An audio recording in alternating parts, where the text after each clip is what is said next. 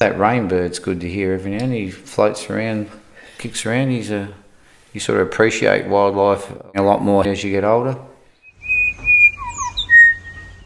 The dairy farmer I am visiting today started composting his farm waste over 10 years ago and now produces 2,000 tonnes of compost a year.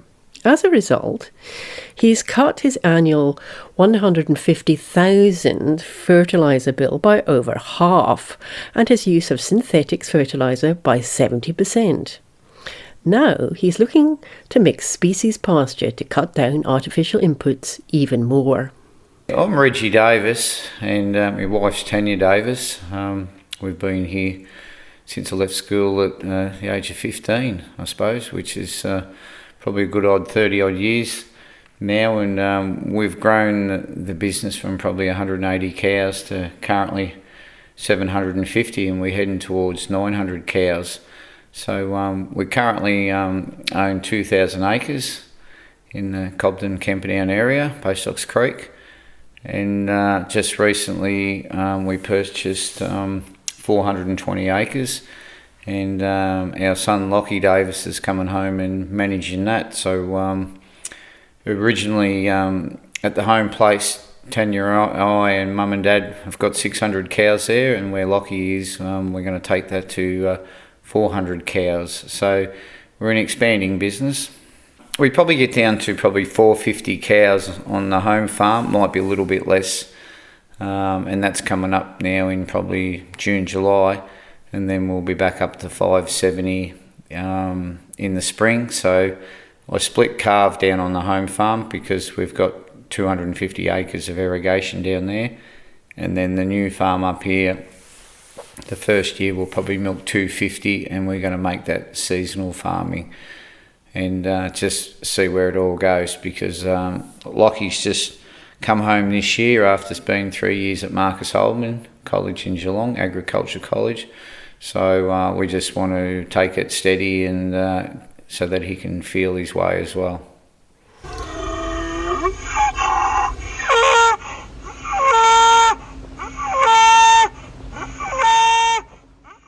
Reggie uses his Friesian cattle for breeding as well as milking. When I met him in May 2022, he had 20 bulls, of which he would keep 4 or 5. I asked him whether all his children had an interest in agriculture. The oldest girl is a paramedic at Ocean Grove, Hayley, and then Lockie's the next one, and Lockie's been keen on agriculture for a long time. And then after that it's Ebony, and Ebony's doing veterinary in Wagga. She's doing her second or third, I'm not too sure.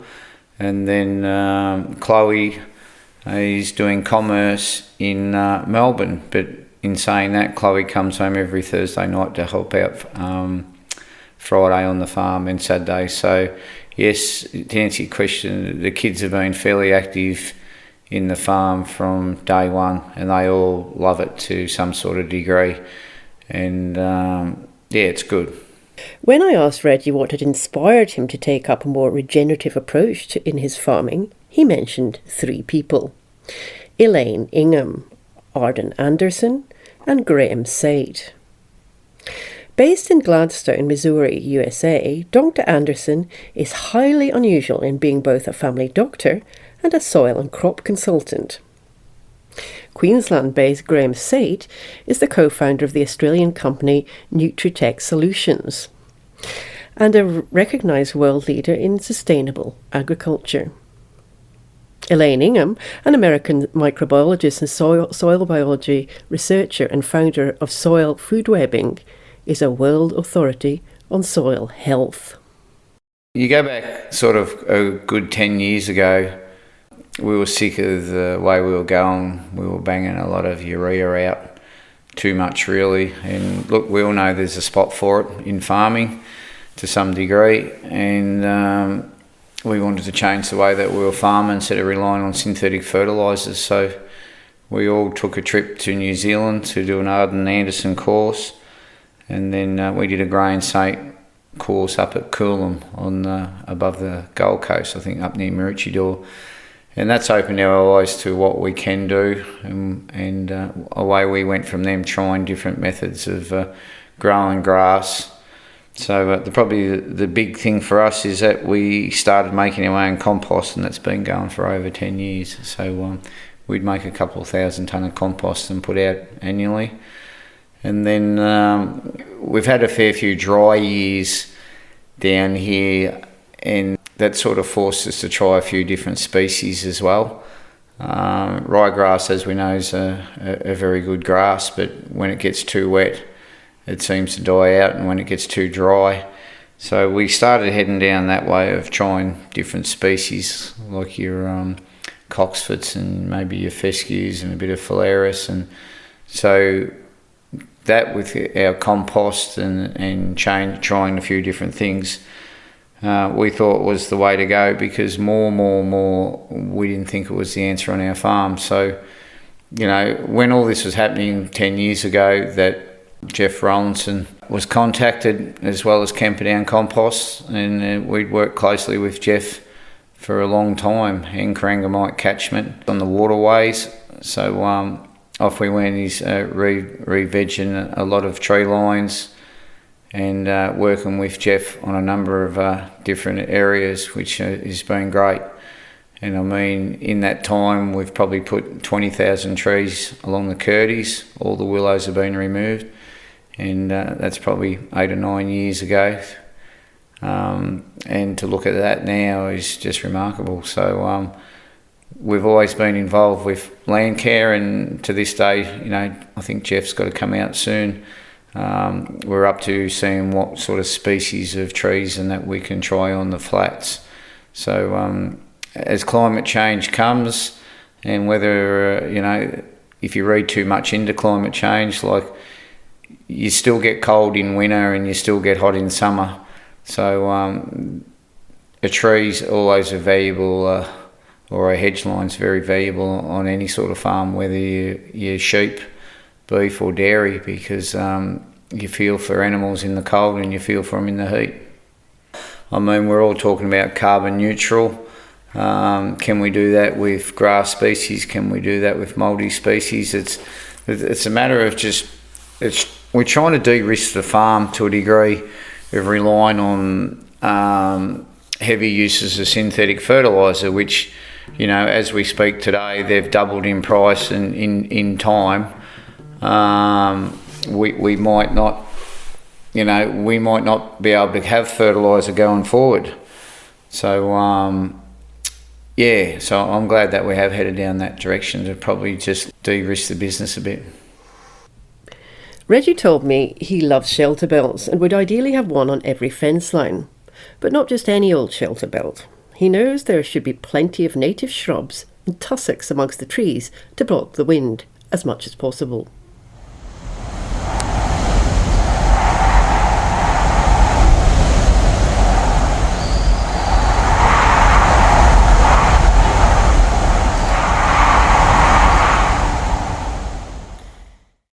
According to the baseline measurements taken by Heytesbury for the Climate Resilient Farms project, Reggie's soil is 11.17% organic matter, higher than most of the other farms in the project.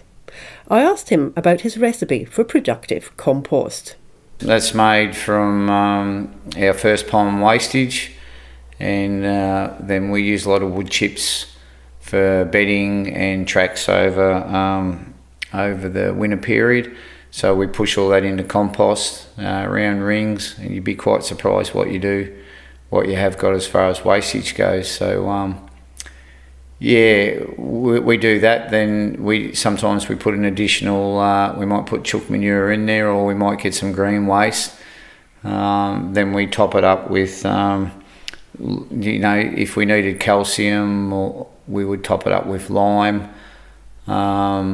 Recently we've been using gypsum because it's a cheap form of sulphur, and sulphur is probably one of the limiting factors of growing grass in our winter down here.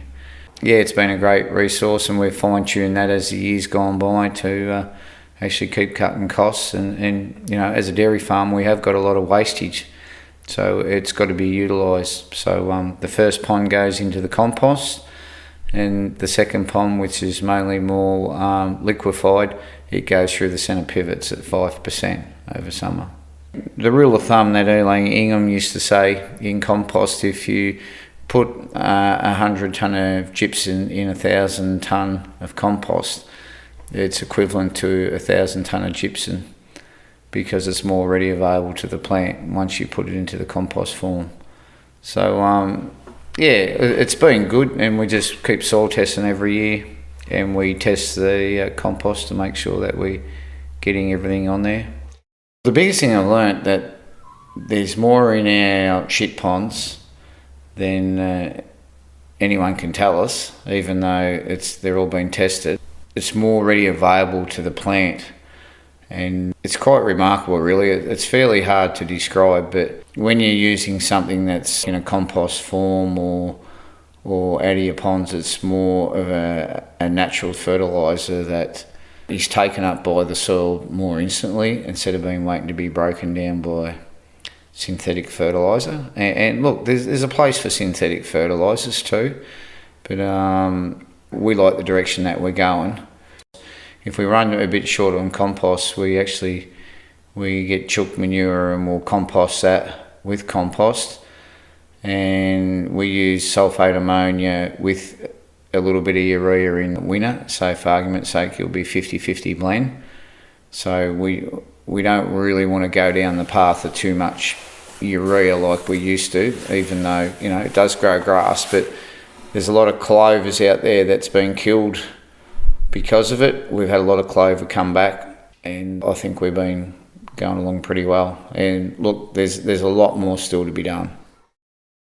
Reggie can see plants are much healthier without the addition of synthetic nitrogen.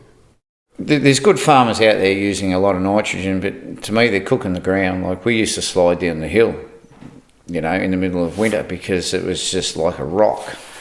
Just too much nitrogen, and if you put too much nitrogen, you got too many bugs coming in. First up, we were spraying for red-legged earth mite and lucerne flea, probably the whole farm 2 or 3 times in the autumn. I had to get a plane in, we had to get over it before we went and did these courses, because the insects were just coming in. If you've got a good healthy plant that's growing, you won't have any bugs that'll come in. But if something's been force-fed to grow, you'll have a lot of bad insects that'll come in. It's funny how insects can sense that. It's no different to a dying animal. You'll see a lot of blowflies come around an animal that's about to die.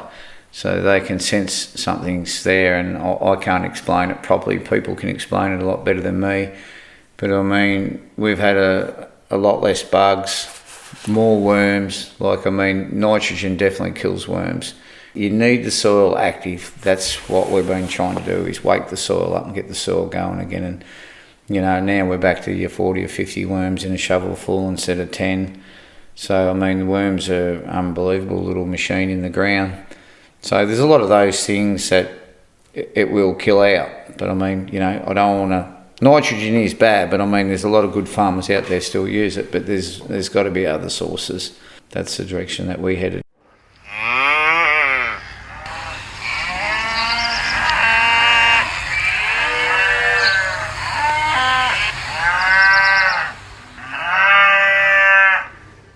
Reggie is a great believer in experimenting with different plants, and is pleased to see both Landcare and Dairy Australia are doing more trial plots. For the Heytesbury Climate Resilient Farms project, agronomist Jay Kaloran recommended a mixture which included chicory, red clover, tillage radish, leafy turnip, fodder rape, buckwheat, millet, plantain and sunflowers.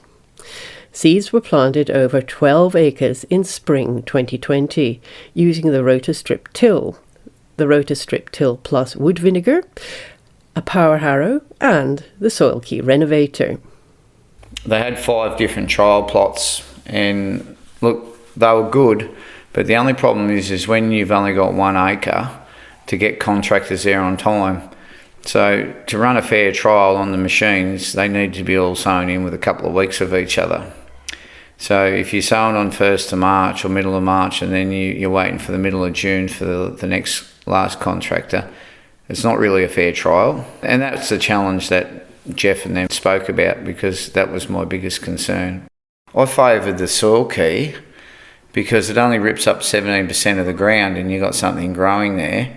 The others have all got a benefit there too in how you do it. There's a lot of different methods, and at the moment there's probably a lot of different people trialling a lot of different cultivation methods. So, and that's what we're mainly trying to do with Jeff and Landcare now, is trial different species and trial the different methods. So, it's probably work in progress, to be honest.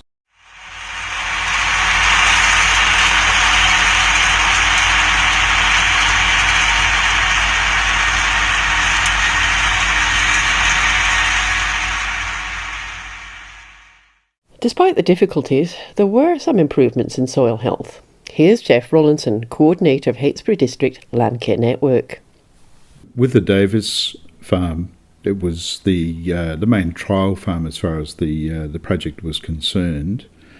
There were some good results with an aggressive form of tillage known as the rudder strip till, and what we observed was that the majority of trial plots did in fact show an increase in nitrogen, phosphorus, potassium, sulphur and calcium in comparison to the control plot, so that was the good news. Reggie would like to try more perennials in the future and has great faith in the scientists who are constantly improving on varieties and making them more palatable for cows. He is currently using Hummer fescue, GT phalaris and Savvy coxfoot on the black clay flats where ryegrass doesn't grow. We've just put down I think there's 18 acres there that Jade put together a lot of mixed perennial species down on the flat there. So it'll be interesting to see how that goes.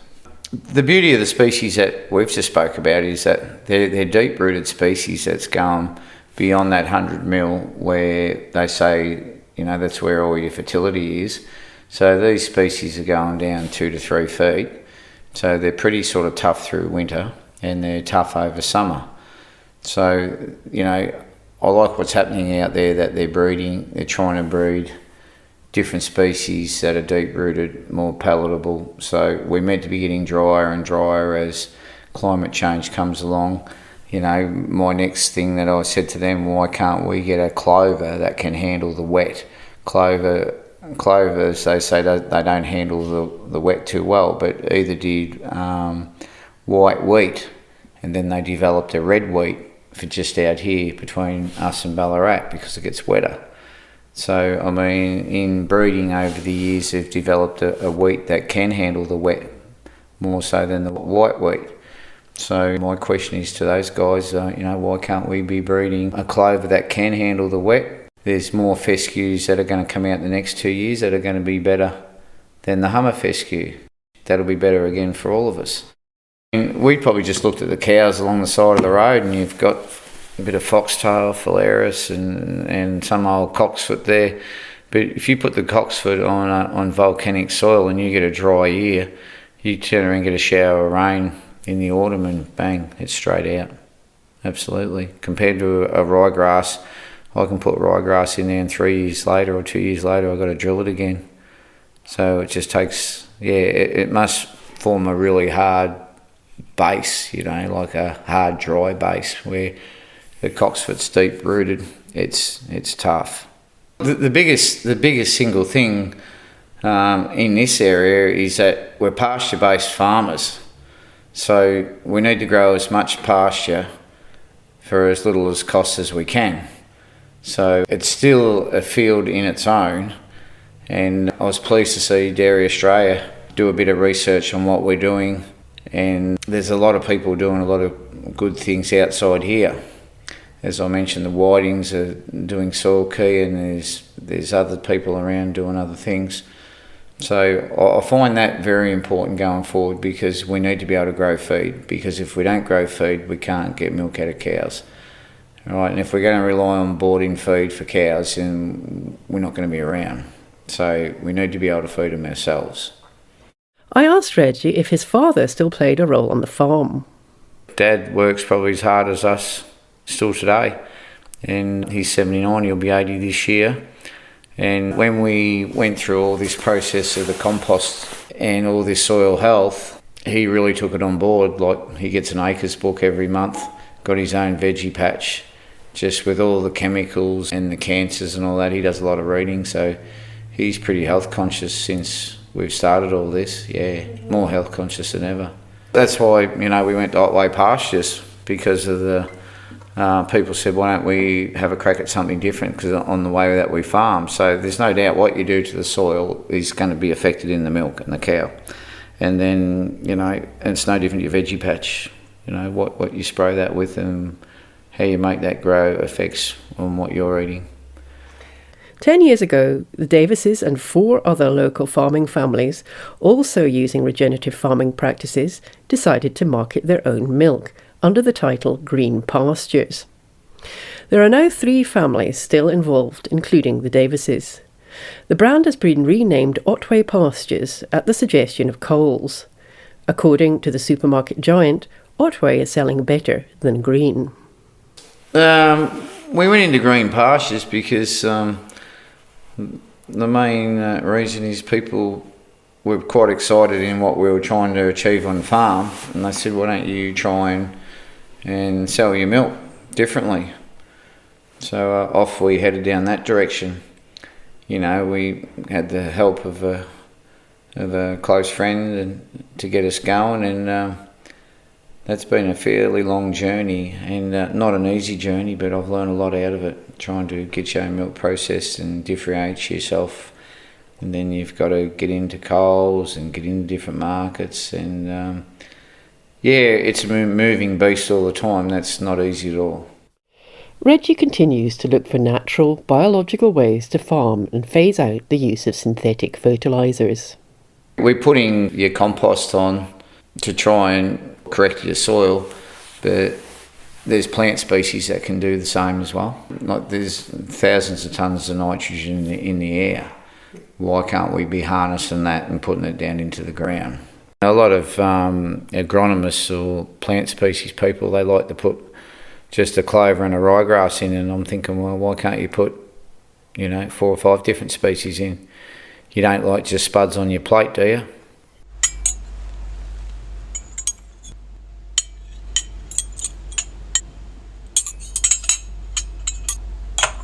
Well, I know I'd rather have more than spuds on my plate, and I'd like to know about the kind of paddocks which have gone into making the milk I drink. The kind where cows enjoy a variety of plants which are working to improve cattle health, soil health, milk health, and the health of the planet. The kind of farm where you can hear the call of the grey shrike thrush, or as the Davies family like to call it, the rainbird.